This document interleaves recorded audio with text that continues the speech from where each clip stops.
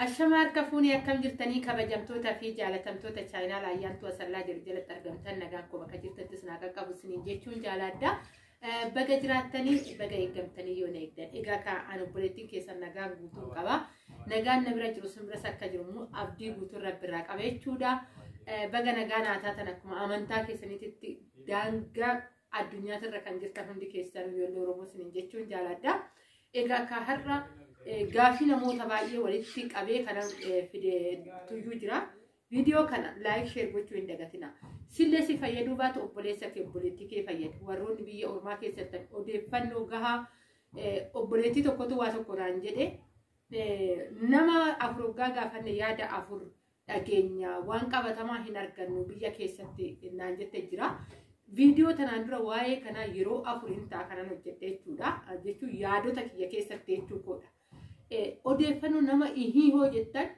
وانت أبدينا ما كتشيسو وانتو دبك أمال جرين اسمتما فيديو في الدراور ريبورتفتن أجيساني سيرا هندبو فيديو كان لايك شير بوچودان إريو تكيسا برانغا وروني تايرا رايانتو سلاتي فاراواتا تنمو سبسكرايبي كدو ماتي كينيتا وانت بربادة هندا وانو بيا كيسا جو أوديفنو ميشالي وانتو تأدى أدى حتى قالا إنسا جرينيا تنس والقابتي وانتو تهندا أسبب برباتو اندندسان اسمين جيتون جالدا yeroo baay'ee waa'ee qaala'insa jireenyaa kana mataan namni dadhabee kaan jedhee baay'ee irratti nu hojjetu sababbiin isaa lafatti itti jiraachatan jireenyaa ta'e filuu jechuudha namni waa'ee qaala'insa jireenyaa gaafa dubbannu namni kalee caalaa har'a jireenya jiraachaa jira kaleessa caalaa har'a mana ijaaraa jira kalee caalaa namni har'a konkolaataa bitaa jira kalee caalaa namni jireenya baay'ee ijoollee ofii barumsa mana barumsaa gahaatti barsiifachaa jira jechuudha qaala'insi jireenya hinjira garuu isaan akkatti jiraachaa jireenya akkasii jiraachaa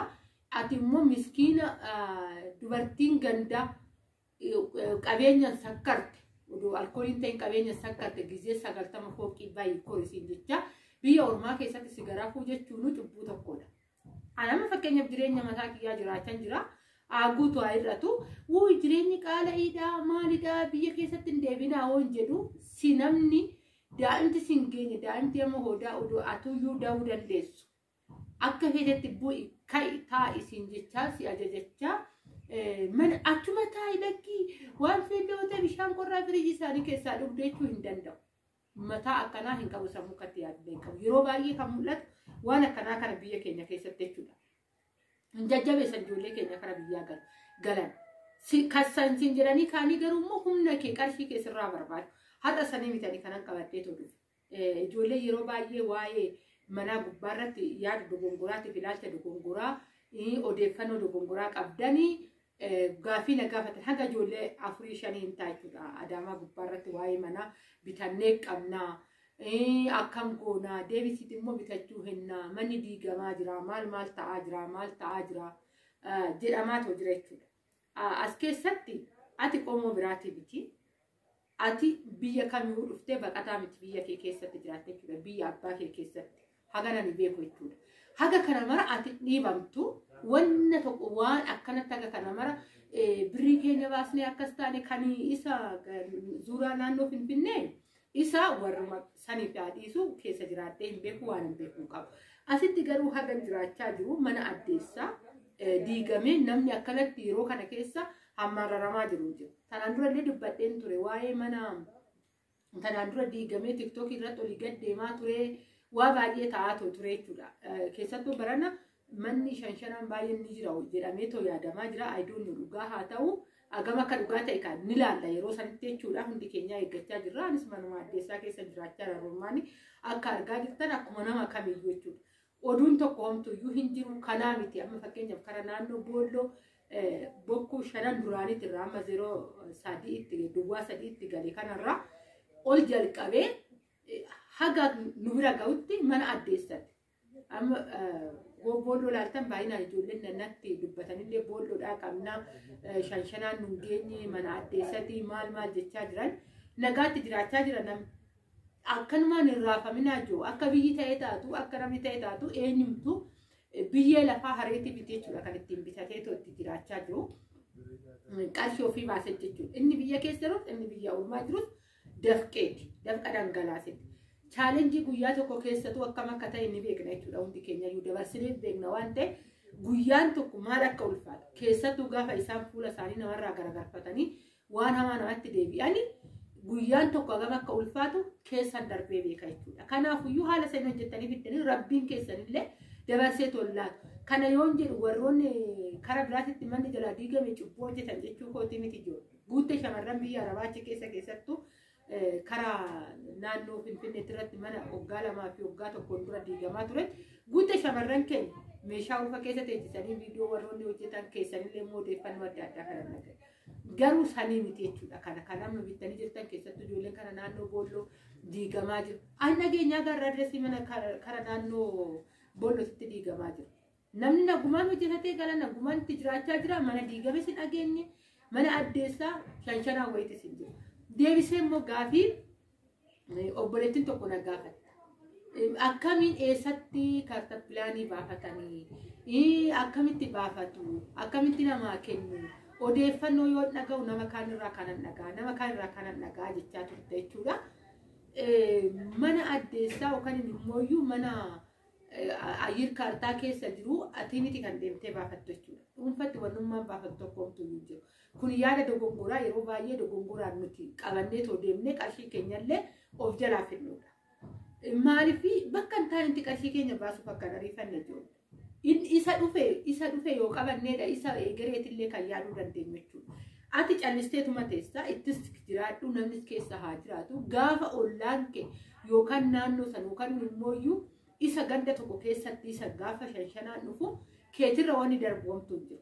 Walumaa shanshanaan. Ati dhuunfaatti baafadhee amma fakkeenyaaf odeeffannoon akkanaa jira yeroo baay'ee jechuudha. Ayyir kaartaa keessa yoo jiraate ati dhuunfaatti itti baafachuu dandeessaa waan akkasii ni jira. Qarshii xiqqaa miti kanatti baastu. Tarii inni sunuyyuu sirriidha. Si jechisiisa. Gaafa ta'u inni sunuu sirrii ta'a. Nama jechisiisa waan ta'eef lafa addeessaa bittanii harka keessan jira hoo ta'e akka sabni ta'etti eeggadhaa obsaan eeggadhaa. Callisee tan amma deemee baafadhaa eessatti maal ta'a inni sun hagam dhugaadha. Kasii kennamu sun waraqaa sun dhugaadha. Dhuguma kaartappilaan naannoo sanitti manni akkasii kenname sanitti kaartappilaan jechuun diizaayiniin ka'eetii kennameetidha mana akkaataa sii kenname saniin kan ijaaruu dandeessu.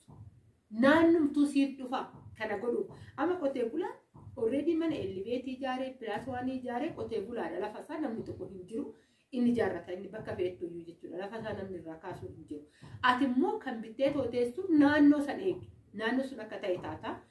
Siin jechuun jaaladha yeroo baay'ee dogongora adda addaatiin sammuu keessan biizii of hin godhina.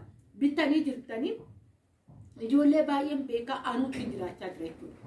Already akkuma nama kamiituyyuu akkuma nama abbaa oddoo tokkootitti waan namni barbaade keessatti misoomachaa jira oddoo tokkootidha. Gaafa ga'e garuu bitaa kiyya namatu jira mirga kiyya nama jira karaa cinaa kootitti nama jira hundumtuu namaadha nama akka kootidha. Nama xaaree too bitateedha gaafa isaan goirra gananis hoirra hanqa. Kanuma wanta biraa homtuu hin jiru aga kana mara dhiibbamee akkanatti manni diigamee maal ta'e jedhan hin dhageenye karaa waggaatiif an deema. Reedii yeroo san TikTok irratti akkuma isin argitan san argee lafatti viidiyoo isin hojjedhee jira.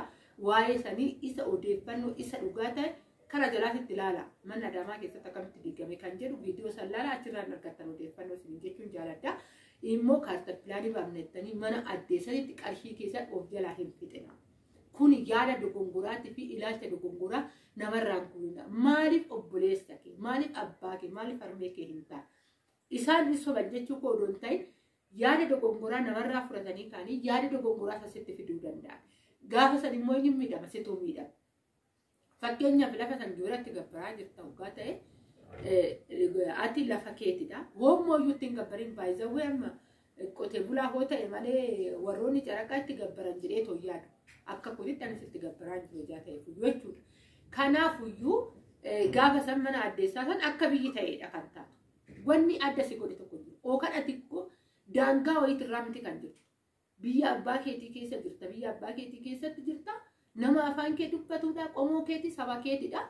Warra ati wajjin jiraachaa jirtu ollaan kee cinaa kee waggaa deemte nama akka keetidha jechuudha.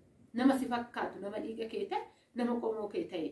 Akka inni ta'e taata inni ala bulu taanaan ala bulta inni mana bula taanaan mana bulta kanuma wanni biyyaa wajjin masqala jedhe Oromoon hoggaa mammaaku sorry funyaan na cufeedhaa fi isiniin jechuun jaaladha. Yaanni koo guyyaa irraa kana fakkaata waanuma ta'ee jiru ofirraa sina deebisee toommoyyuu qaala'iinsa jireenyaa nuun jedhanii odoo hin barbaadin biyya ormaa keessa taa'aa jirra. Falli keenya maalidha? Jireenya koo malee ol ka'ee jechaa jirtanii ijoolleen baay'een kanallee kan na gaafatanii jirtan jechuudha. Qaala'iinsi jireenyaa wanta haraaftomtuu hin jiru. Isuma barreen gaddaa jiraachaa jirru barana jiraachaa jirra. Waan dabilii dabale hin jiru wanti hir'ate hin jiru jechuudha. Kanaadha. I don't know in qannasa gadi bu'aa ol ba'aa hin beeku. Inni sun guyyaan itti dhufe guyyumti sun isa haa beeku malee waan biraa waan irraa beeknu hin qabnu. Namni jiraachaa jira jiraachaa jira. Namni gaa'ela dhaabbachaa jira dhaabbachaa jira. Namni da'aa jira da'aa jira. Namni dhalchaa jira eeyyan. Akkuma kaleessa jiraatanitti jiraatanii jechuudha. Akkuma yeroo ani taraan dura biyya Arabaa deemutti namni jiraachaa jiru har'as jiraachaa jira. Baay'ee caalatti namni dabalaa deemaa jira jechuudha. Maaliif namni tooftaa baree jira. Namni kamiyyuu lafa kanarratti tooftaa baree jira. Inni qotu qonna bichaa eeggachuu dhiisee jira. Inni daldalu daldala bichaa eeggachuu dhiisee jira. Inni hojii addaa dhuunfaa isaatti hojjetu isa bichaa eeggachaa jiru. Waan biraa cinaadhaan daldalaa jira. Akkasumas immoo deebisee namni qacaramee too mindaadhaan hojjechaa jiru. Mindaa san qofaa miti kan eeggachaa jiru. Waan ta'e wayii uummatee hojjechaa jira. Atus namaadha. Anis namaadha. Sammuu nuu kenna. Akkuma warra kaaniyyuu sammuu qabna. Nama hiyyaanna kanan ayaanne boru mirkaneeffachuu dandeenya. Boru immoo gaafa bullu wanta haarawaa arguu dandeenya jechuudha. Yaada haarawaa. Kanaafuu ati daldala uummatte taanan keessattuu warroonni suuqii odoo suuqii banne meeqaan banna warri jettanii jirtan. Suuqiin nama fayyada safara keessatti si fayyada. Ani baay'ee hojii tuffachuu kooti miti waa'ee suuqii on kaasu. Garuu maal inni suuqiin? Isa bichaa gaafa qabdee teessu isa bichaan guddachuun baay'ee nama rakkisa. Suuqii cinaatti maaliin naannoo kiyyatti maaltu deemaa jira? Suuqii kana cinaatti maalan hojjechuu qaba? Jettee gaafatti yaaddee too waasan hojjette already asittiin jechuudha. Deebisii nu ijoollee baadiyyaati odoo kara baadiyyaatti siqne qonnallee na hawwaxaa na baasa jennee baasii keenya wal bira madaalee sanis hojjetamuu ni danda'a jechuudha. Akka nama kamuun jiraattan ijoollee akkanumaan callisanii umurii keessan malee of jalaa illee fixina. Karoora keessan malee illee biyya ormaa keessatti humna keessan hin fixina. Dhibamuutu jira, dadhabuutu jira. Yeroo baay'ee numa warri dudda himatu, warri luka himatu biyya Arabaa keessatti turree baay'ee miidhamnee jechuudha. Asitti kan nu eeggatu jireenya xaaruma achitti xaartu san galtee xaarta namni algaarra teessisee si nyaachisu hin jiru. Nama baay'ee odeeffannoo funaanna ofin dadhabsiisinaa isin jechuun jaaladha. Videoon koo guyyaa irraa kana fakkaatti warroonni jaalattan like share godhaati. Hiriyoota keessan biraan gaa baay'een isin jaaladha baay'ee isin kabajaa.